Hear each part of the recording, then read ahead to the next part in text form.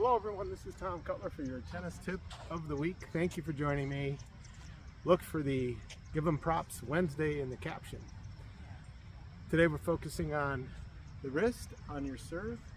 So when you first start warming up and you do your shadow swings, keep that wrist loose and aim to hit on top of the ball.